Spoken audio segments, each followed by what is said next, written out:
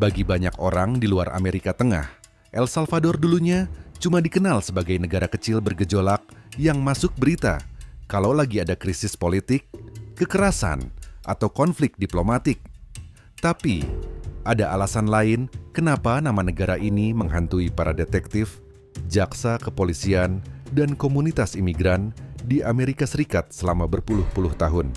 Alasannya terkait erat dengan kebangkitan salah satu geng paling terkenal dan kejam di dunia, MS-13.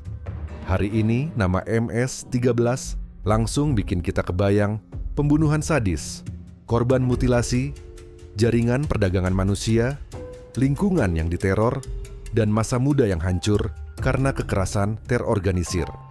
Tapi, hal yang paling mengerikan dari MS-13 sebenarnya bukan pada wujud mereka sekarang, melainkan bagaimana mereka bermula. Karena pada awalnya, organisasi ini sama sekali nggak dibentuk sebagai mesin teror.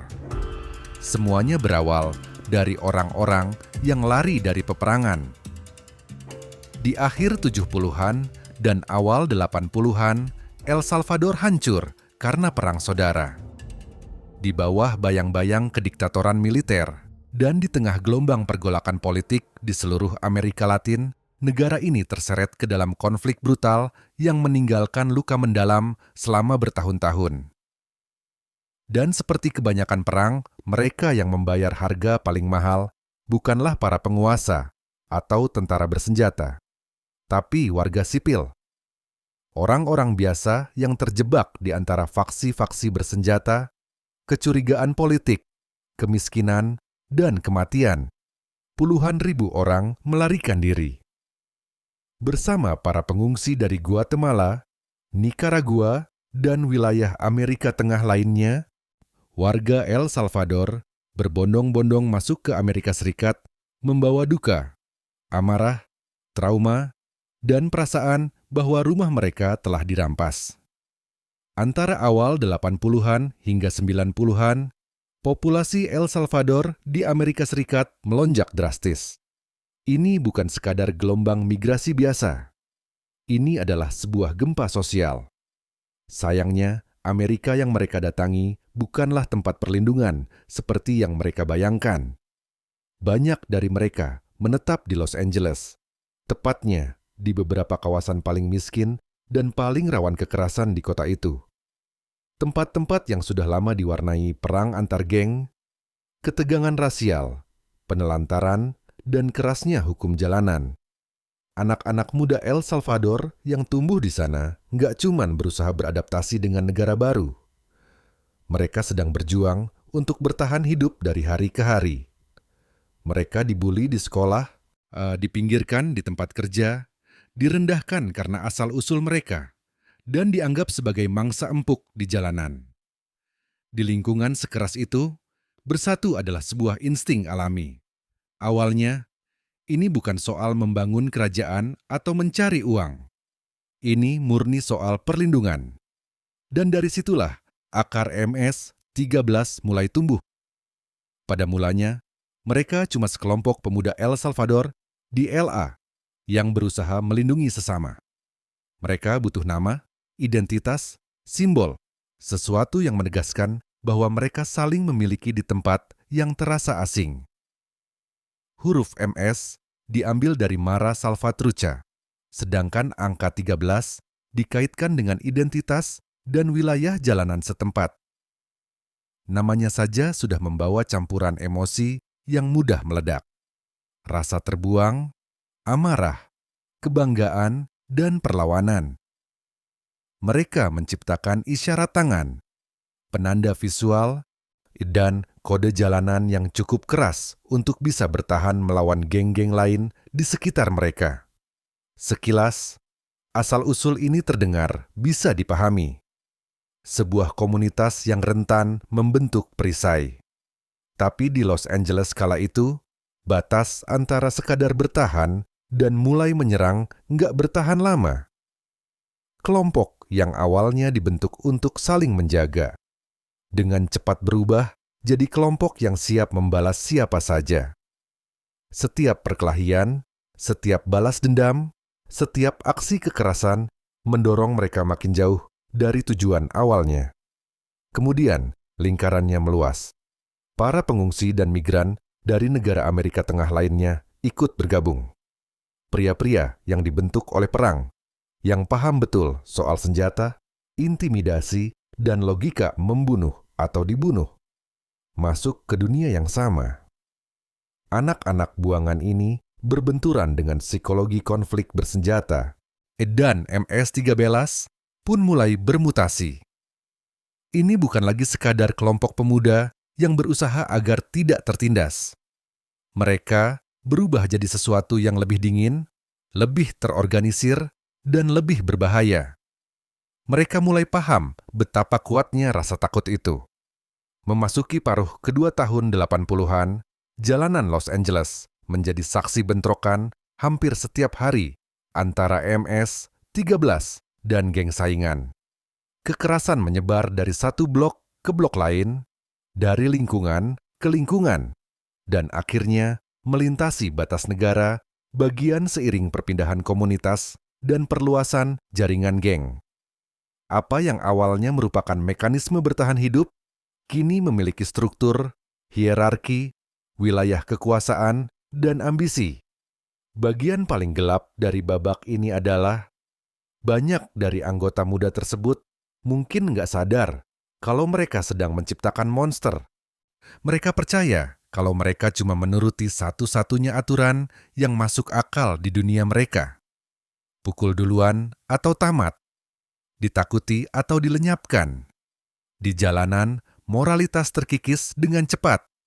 Rasa sakit tidak otomatis menciptakan empati. Terkadang, ia justru melahirkan versi baru dari kekejaman.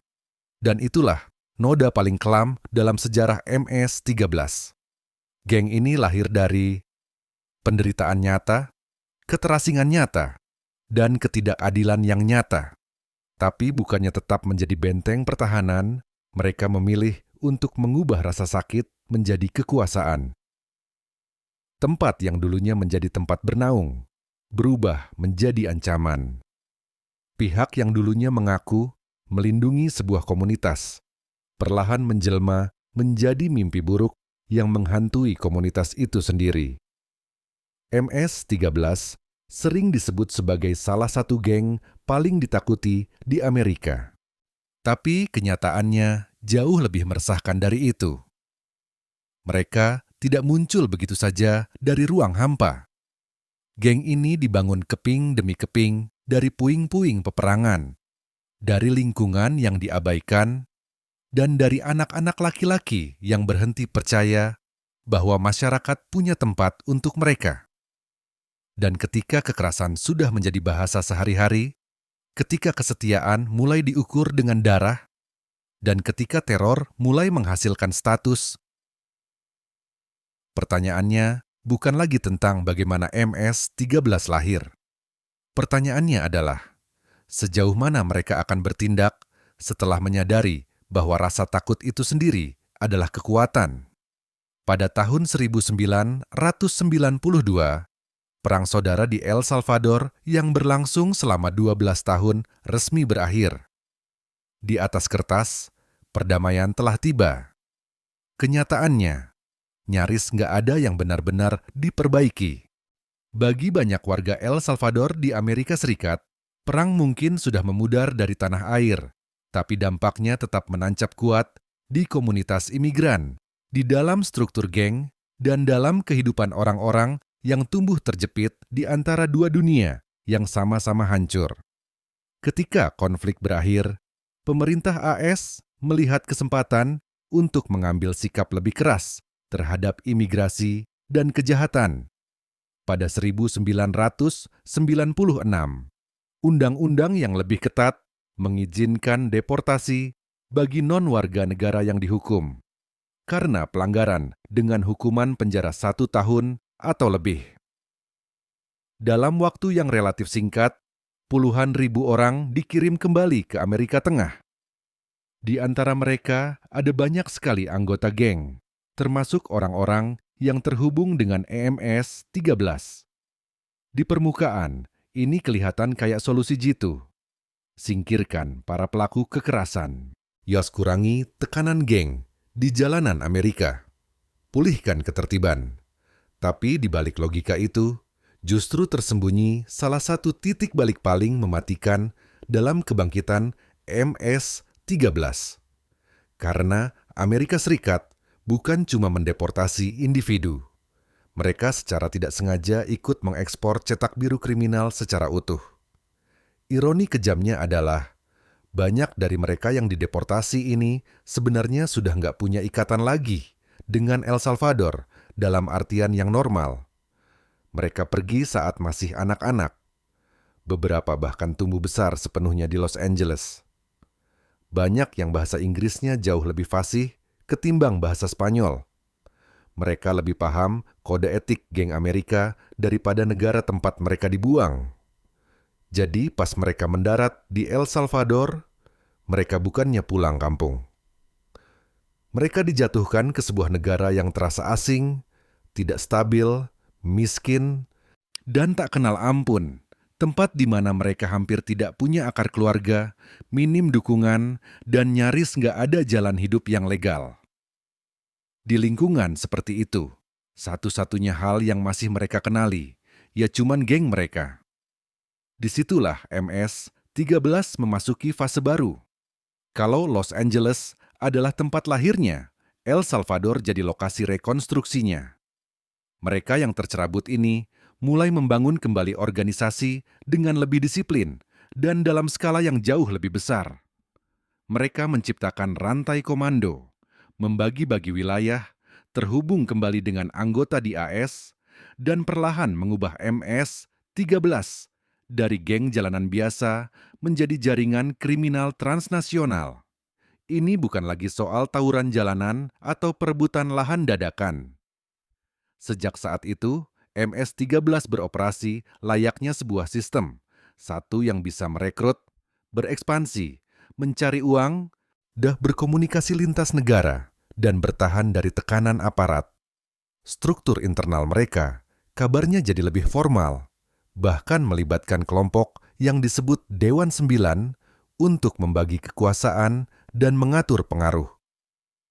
Cabang-cabang di Amerika Serikat dan Amerika Tengah nggak lagi sekadar kelompok terpencar yang kebetulan pakai nama sama.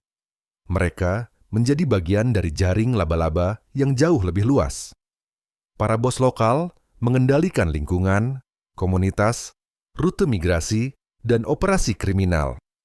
Perdagangan narkoba, penyelundupan senjata, pembunuhan bayaran, pemerasan, hingga perdagangan manusia, semuanya masuk ke dalam mesin bisnis mereka.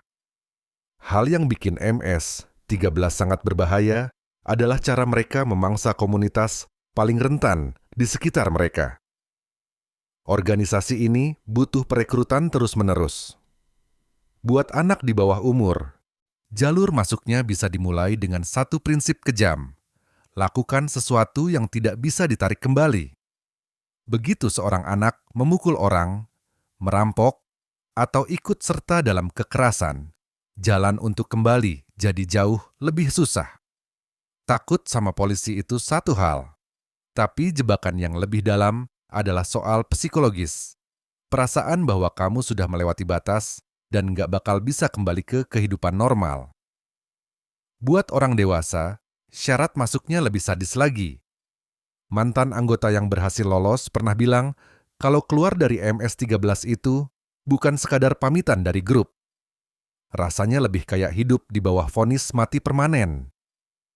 Ritual inisiasinya bukan sekadar buat menakut-nakuti. Itu dirancang untuk melucuti sisi kemanusiaan. Rekrutan baru bisa disuruh menyerang atau membunuh orang acak sebagai bukti kesetiaan. Yos para pria kemudian harus menahan pukulan bertubi-tubi dari anggota geng lain tanpa boleh mengeluh. Buat perempuan, kekerasannya seringkali mengambil bentuk yang berbeda.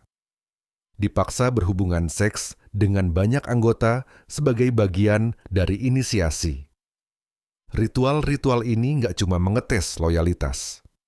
Mereka menghancurkan harga diri, menghapus batasan, dan menyeret rekrutan baru ke dalam geng melalui rasa takut, rasa malu, dan keterlibatan langsung dalam kejahatan. Selama bertahun-tahun, tato adalah salah satu penanda visual paling jelas dari MS-13. Huruf MS, tubuh yang dipenuhi tinta, wajah yang diubah jadi deklarasi kesetiaan. Tapi pas penegak hukum mulai pakai penanda yang sama buat mengidentifikasi dan melacak mereka, geng ini langsung beradaptasi. Mereka mengurangi tato yang mencolok, terutama di wajah. Dan jadi jauh lebih hati-hati soal atribut yang menunjukkan keanggotaan. Perubahan ini penting. Ini jadi sinyal buat para penyelidik bahwa mereka nggak lagi berhadapan dengan geng yang cuma mengandalkan intimidasi terbuka. Mereka sedang berhadapan dengan organisasi yang mampu belajar, menyesuaikan diri, dan bertahan hidup. Salah satu sisi paling gelap dari bisnis MS-13 adalah perdagangan manusia dan eksploitasi seksual anak di bawah umur. Ini bukan sekadar cara cari uang tambahan. Ini adalah salah satu bentuk kontrol geng yang paling menjijikan, mengubah keputusasaan menjadi profit. Di tahun 2009, kepolisian di Maryland, Virginia, dan District of Columbia bergerak serentak menggerebek 9 lokasi prostitusi anak dan menyelamatkan banyak gadis di bawah umur. Rata-rata berusia 12 sampai 14 tahun. Ke-9 lokasi itu terkait langsung dengan MS-13. Dari operasi tersebut, aparat menangkap Wilfredo Rivas Amaya, sosok geng muda di Virginia yang usianya baru 21 tahun, dan kabarnya dikenal dengan julukan Sang Pembunuh. Kasusnya mengungkap pola yang bikin merinding. Anak-anak perempuan dipancing dari El Salvador dan negara-negara Amerika Tengah lainnya dengan janji manis soal masa depan di Amerika. Namun begitu mereka tiba, dokumennya disita, mereka diperkosa, dicekoki narkoba, dan dipaksa masuk ke rumah bordil layaknya barang dagangan. Para korban menceritakan aturan yang ditegakkan dengan brutal. Jangan pernah sebut nama asli. Jangan pernah sebut umur asli. Hamil bikin kamu tidak berguna. Membantah bisa bikin kamu dibunuh. Mereka dituntut melayani banyak klien. Dalam semalam sementara, uangnya mengalir ke kantong petinggi. Ini bukan lagi kejahatan jalanan biasa. Ini adalah model bisnis yang dibangun di atas kehancuran anak-anak. Bagi penegak hukum, penangkapan semacam ini adalah kemenangan besar. Bagi publik, ini ngasih bukti kalau negara masih bisa turun tangan. Tapi, buat MS-13, kehilangan satu titik di jaringannya bukan berarti jaringan itu sendiri hancur. Dan buat para korban, diselamatkan bukan berarti langsung pulih. Banyak yang ditinggalkan dengan trauma fisik, kehancuran mental, kecanduan narkoba, ancaman deportasi, atau terjebak dalam sistem dukungan yang terlalu lemah buat memulihkan apa yang telah direnggut dari mereka. Disitulah sifat asli MS-13 jadi mustahil buat diabaikan. Mereka bukan cuma sekadar geng yang suka membunuh. Mereka adalah sebuah struktur yang mampu menarik anak-anak muda, kaum miskin, kaum tergusur, dan mereka yang tidak terlindungi, lalu mengikat mereka dengan kekerasan, seks, narkoba, rasa malu, dan ketakutan. Bahaya terbesarnya bukanlah pada seberapa banyak jumlah anggota mereka. Bahayanya adalah fakta bahwa MS-13 sudah berevolusi jadi sistem yang mampu mereproduksi dirinya sendiri. Dan begitu sistem semacam ini mengakar di tempat-tempat yang dibentuk oleh kemiskinan, imigrasi, instabilitas, dan bobroknya institusi, operasi pemberantasan sebesar apapun cuma bisa memangkas ranting-rantingnya tanpa pernah benar-benar menyentuh akarnya. Memasuki akhir tahun 2000-an dan era 2000-an, MS-13 bukan lagi sekadar nama yang terkubur dalam arsip polisi atau cuma dikenal di kawasan imigran lama di Los Angeles. Ia telah menjadi simbol besar yang sampai masuk ke dalam pidato presiden, penyelidikan federal, hingga berita utama internasional. Dan ini bukan lagi masalah geng lokal. Ini sudah jadi masalah keamanan transnasional. Pada 2008, FBI melaporkan bahwa aktivitas MS-13 terdeteksi di 42 negara bagian AS, dengan perkiraan keanggotaan global mencapai sekitar 50.000 orang. Pada Oktober 2017, Departemen Kehakiman AS secara resmi menetapkan geng tersebut sebagai target prioritas tinggi. Keputusan itu sendiri menyiratkan satu hal penting. EMS-13 nggak lagi dianggap sebagai ancaman jalanan yang remeh. Mereka diakui sebagai jaringan terorganisir dengan jangkauan luas, kemampuan adaptasi tinggi, dan kekuatan untuk menyebarkan teror jauh melampaui wilayah asal mereka. Salah satu tempat yang bikin MS-13 jadi sorotan nasional di Amerika Serikat adalah Long Island.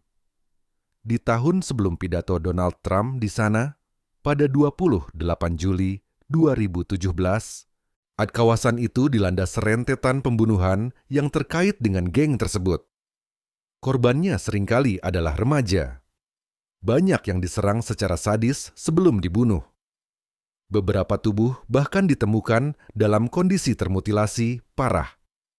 Kekerasan ini bukan cuma soal menyingkirkan target. Ini soal mengirim pesan. Ini berfungsi sebagai tontonan, hukuman, sekaligus intimidasi murni. Salah satu contoh paling kejam terjadi pada September 2016 ketika mayat 2 siswi SMA ditemukan setelah mereka kabarnya sempat berdebat secara online dengan anggota MS-13. Detail itu saja bikin kasusnya makin mengerikan. Di dunia geng tersebut, sekadar cekcok di dunia maya bisa berubah jadi vonis mati di dunia nyata. Batas antara adu mulut dan eksekusi nyaris lenyap sepenuhnya. Saat Trump berpidato di Long Island, ia mendesak pemerintah AS dan Amerika Tengah untuk bekerja sama menghancurkan MS-13. Itu adalah salah satu sinyal publik paling jelas bahwa geng ini sudah masuk ke dalam ranah keamanan nasional. Tapi, kalau ada yang berharap organisasi ini bakal menciut di bawah tekanan semacam itu, apa yang terjadi selanjutnya justru membuktikan sebaliknya.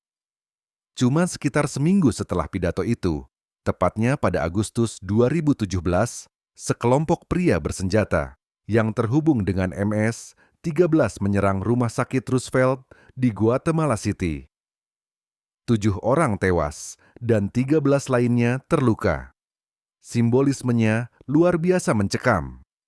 Rumah sakit seharusnya jadi salah satu ruang aman terakhir di masyarakat manapun, tempat untuk merawat, menyembuhkan, dan bertahan hidup.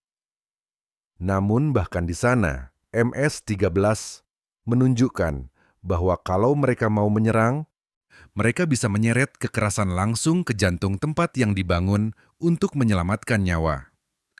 Kemarahan publik di Guatemala memuncak. Pihak berwenang mengintensifkan perburuan. Pada Oktober 2017, mereka menangkap Angel Gabriel Reyes Marroquin yang dikenal sebagai White Angel Gabriel yang saat itu berusia 28 tahun. Ia dianggap sebagai pemimpin MS-13 di Guatemala. Dilaporkan pernah ditangkap sebelumnya pada 2004 dan melarikan diri dari penjara pada 2014. Polisi meyakini ia terkait dengan setidaknya 287 pembunuhan di negara itu. Ini jenis penangkapan yang harusnya terlihat sangat menentukan. Tokoh besar, operasi besar, kemenangan besar. Tapi itulah salah satu ilusi yang terus berulang dalam perang melawan MS-13. Keyakinan bahwa menjatuhkan satu orang kuat bisa melumpuhkan seluruh struktur. Masalahnya, MS-13 itu nggak bekerja layaknya tubuh dengan satu otak. Mereka beroperasi lebih seperti jaringan yang terdistribusi. Buang satu titik, sistemnya memang rusak, tapi nggak mati. Satu penangkapan mungkin menggoyahkan sebuah wilayah. Tapi itu nggak menghapus kondisi-kondisi yang telah melahirkan puluhan pria lain yang siap menggantikan peran tersebut. Di Amerika Tengah, kebrutalan geng ini makin parah gara-gara perang abadi mereka dengan rival bersejarah. Mara 18 alias geng jalanan ke-18. Sama seperti MS-13, Mara 18 punya akar yang dalam di komunitas imigran Amerika Tengah dan tumbuh pesat pasca era deportasi. Di antara keduanya, organisasi ini memperebutkan kawasan, wilayah pemerasan, jalur penyelundupan, dominasi simbolis, hingga hak untuk menentukan siapa yang harus hidup dalam ketakutan. Salah satu episode paling mengerikan terjadi di dalam penjara Apanteos di Santa Ana, El Salvador pada 5 Januari 2007. Di sana, keributan antara narapidana Mara 18 dan sipir penjara bereskalasi menjadi pertempuran skala besar dengan para tahanan MS-13. Ratusan napi saling serang pakai benda apapun yang bisa dijadikan senjata. Para penjaga dilaporkan kabur ketakutan dan cuma bisa menonton dari jauh, sama sekali nggak bisa mengambil alih kendali. Ketika badai berlalu, 21 narapidana ditemukan tewas dengan tubuh terpotong-potong, sementara ratusan lainnya terluka. Ini bukan kerusuhan penjara biasa. Ini adalah potret dari sebuah negara yang kehilangan kendali atas kandangnya sendiri dan membiarkan ruang tersebut berubah jadi medan perang yang dikuasai geng. Dan bahkan setelah pertumpahan darah sebesar itu, tidak ada kemenangan yang sejati. Di tahun 2013, MS-13 dan Mara 18 sempat menyepakati gencatan senjata yang lumayan membantu menurunkan angka pembunuhan di beberapa daerah. Tapi cuma selang setahun, perebutan kekuasaan dan kepentingan kembali menghancurkan kesepakatan itu. Pada satu titik di El Salvador, perang geng ini sempat mendorong rata-rata pembunuhan harian menjadi sekitar 16 orang per hari. Nanti, kalau situasinya menguntungkan kedua belah pihak, gencatan senjata bisa muncul lagi. Di dunia kelam itu, nyawa manusia bukanlah sebuah batasan moral. Nyawa hanyalah alat tawar-menawar. Makanya, pertarungan melawan MS-13 ini rasanya nggak akan pernah ada ujungnya. Amerika Serikat sudah bekerja sama dengan pemerintah Amerika Tengah. Penggerebekan terus berlanjut. Para petinggi sudah ditangkap.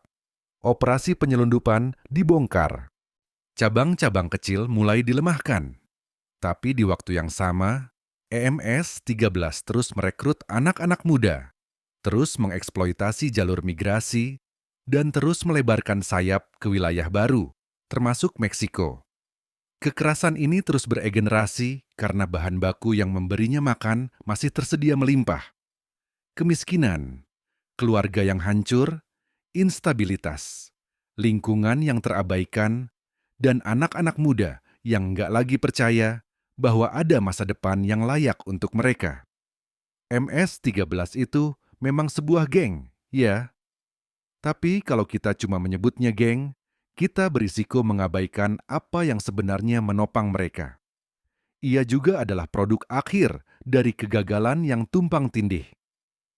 Kegagalan dari sebuah peperangan, kegagalan perlindungan sosial, kegagalan kebijakan migrasi, kegagalan otoritas negara, dan kegagalan dalam melindungi orang-orang rentan sebelum kekerasan merekrut mereka duluan.